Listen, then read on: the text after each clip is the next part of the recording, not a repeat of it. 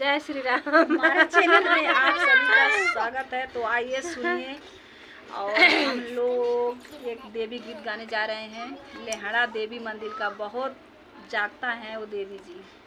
सुनिए आप लोग और एक बार जरूर सुनिएगा, लास्ट तक देखिएगा, कितना मजा आएगा इस और वीडियो कमेंट में। करके बताइएगा। कमेंट में जरूर बताइएगा कैसा लगा मेरा देवी गीत।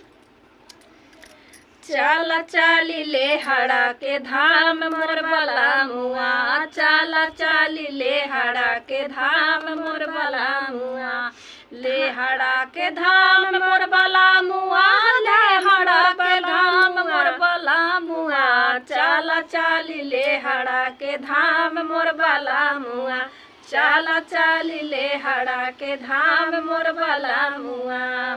भोरही तू कइली हपिया ताइयारिया, भोरही तू कइली हपिया ताइयारिया, मोहनापुर से पकड़ल जाई लेहड़ा के सरकारी बसवा, मोहनापुर से पकड़ल जाई लेहड़ा के सरकारी बसवा, लक्ष्मीपुर में लागे बाड़ी जाम मोर बला मुआ, लक्ष्मीपुर में लागे बाड़ी जाम मोर बला मुआ, चाला चाली लेहड़ा के धाम मोर बला मुआ, चाला चाली लेहड़ा के धाम मोर बला मुआ।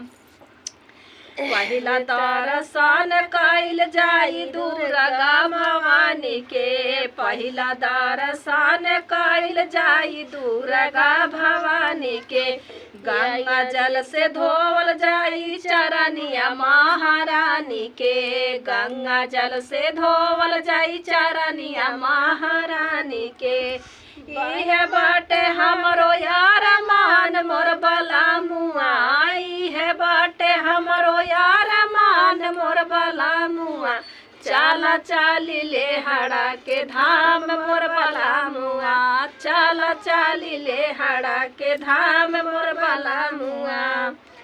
भोरे भोरे गंगा जी में डुबकी लगाइबे, भोरे भोरे गंगा जी में डुबकी लगाइबे, नारियल चुनरिया दुर्गा माई के चढ़ाइबे, नारियल चुनरिया दुर्गा माई के चढ़ाइबे, बिगड़ी बनाई दी है संगीता के काम मोर बला मुआ, बिगड़ी बनाई दी है संगीता के काम मोर बला मुआ, चाला चाली लेहड़ा के धाम मोर बला मुआ, चाला चाली लेहड़ा के धाम मोर बला मुआ।